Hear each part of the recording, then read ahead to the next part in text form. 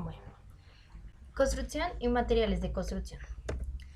En este artículo hablaremos del análisis de la medición de pérdida de transmisión de materiales en un edificio rígido por medio de un tubo de onda estacionaria. El objetivo es explorar los límites del uso del tubo de Kuhn y el método de matriz de transferencia para la medición de pérdida de transmisión con materiales en construcciones comunes. El tubo de Kuhn o el tubo de onda estacionaria es un material dispositivo de prueba para medir las propiedades acústicas de los materiales. Es específicamente adecuado para medir dos cosas. La primera es la absorción de coeficientes en materiales fonoabsorbentes que están destinados a reducir el tiempo de reverbación de una habitación. Y el segundo es la pérdida de transmisión de un material destinado al aislamiento acústico en silenciadores.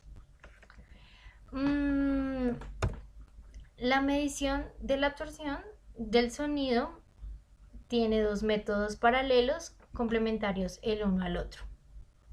El primero es el método de la habitación, que es descrito en la norma ISO 354, que nos permite probar las propiedades absorbentes de un elemento en una construcción.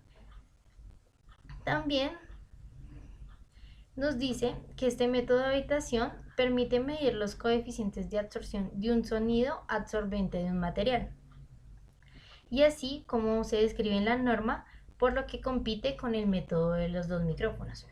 El método de los dos micrófonos es descrito en la norma ISO 10534, que nos dice que hace uso del tubo de onda estacionaria para medir las propiedades intrínsecas de absorción del sonido de cada material. A continuación mostraremos su fórmula, la cual representa el LI y el LR. El LI representa la intensidad del sonido incidente, mientras que el LR es la intensidad de sonido reflejada. Ahora hablaremos de las ventajas del tubo de onda estacionaria. La primera es que es más simple el dispositivo, por lo tanto mucho más asequible para que pequeños laboratorios lo utilicen como muestras.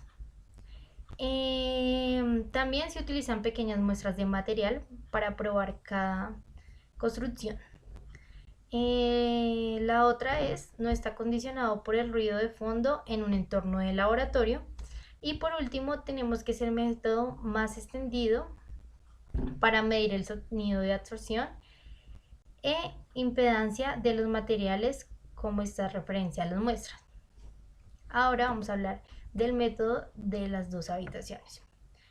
También se puede utilizar para medir la pérdida de un material, como es el TL, es decir, su aislamiento acústico intrínseco de capacidades, como se define a continuación en la fórmula. También nos representa que, o nos demuestra que LI representa la intensidad del sonido incidente y LR la intensidad del sonido reflejado. El método de las dos habitaciones se describe en la norma ISO 10140, que está diseñada para medir el aislamiento acústico de un elemento de construcción completa, con una pared, como una ventana, etc. Los requerimientos de esta norma ISO especifican una instalación de prueba con dos reverbaciones adyacentes, teniendo en cuenta habitaciones sin transmisión de sonido por vías indirectas. Bueno, ahora hablaremos de las diferencias entre los dos métodos. La primera es la pérdida obtenida para la muestra determinada no será igual a la obtenida para el mismo material utilizando el método de la habitación. Otra es que el tubo de impedancia del sonido incide en la muestra de prueba en una dirección perpendicular solamente, mientras que el método de sala o de habitación incide en el sonido aleatorio. Además, parece imposible comprobar las mediciones de pérdida de transmisión de tubos de impedancia de diferentes diámetros porque es casi imposible duplicar las condiciones de montaje de la muestra del primer tubo en el otro tubo. Ahora vamos con la metodología, se divide en tres. La primera es la preparación de la muestra. La segunda es el montaje de las muestras en el tubo y la tercera son las pruebas. En las pruebas, el método descrito es comúnmente llamado el método de descargas, porque las dos son independientes en sus terminaciones. El tubo de Kuhn se utiliza para determinar la pérdida de transmisiones de la muestra del material bajo esta prueba. El independiente, las terminaciones que usamos eran abiertas y cerradas. Bueno, los resultados. La tabla 1 reúne la información principal de estas muestras, la medida X, la Y, la desviación estándar, S de cada uno, ambos en decibeles. El segundo, como es la figura número 2, es el conjunto de datos donde algunos se ganan más que otros.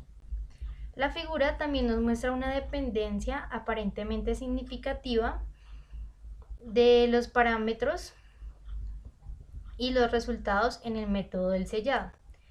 Este problema debe ser perseguido si nuestro objetivo era obtener una caracterización de la pérdida de transmisión de los materiales, pero previamente a eso tenemos que verificar la contabilidad del método en sí mismo. Hasta ahora eso tiene que hacerse por un detallado estudio de variabilidad.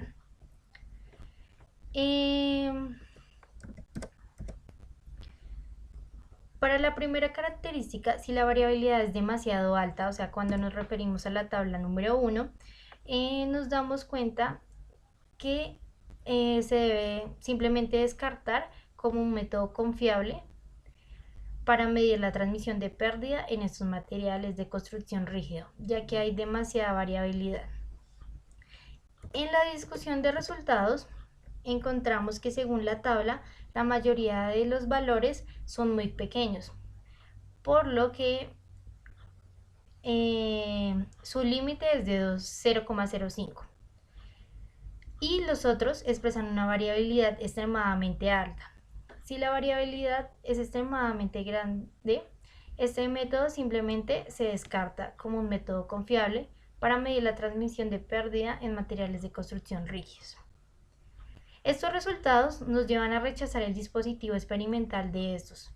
Muestran independientemente el valor real de la pérdida de transmisión dada por los datos, porque las variables muestran el método para ser inadecuado. Para ellos, tanto el material y todos los métodos de sellado en nuestro experimento no pueden ser válidos. En conclusión, el problema real que apareció en nuestros resultados es muy profundo. La variabilidad de los datos es demasiado alta como para ser una fuente confiable. El método de las dos cargas en el Kuhn, el tubo no se pudo usar para medir la pérdida de transmisión de las materias de prueba, de concreto o de tablero de yeso. Hemos probado también diferentes métodos de sellado de la muestra de prueba en el portamuestras, pero nosotros hemos decidido un cambio significativo en la respuesta de los datos a los varios métodos de sellado.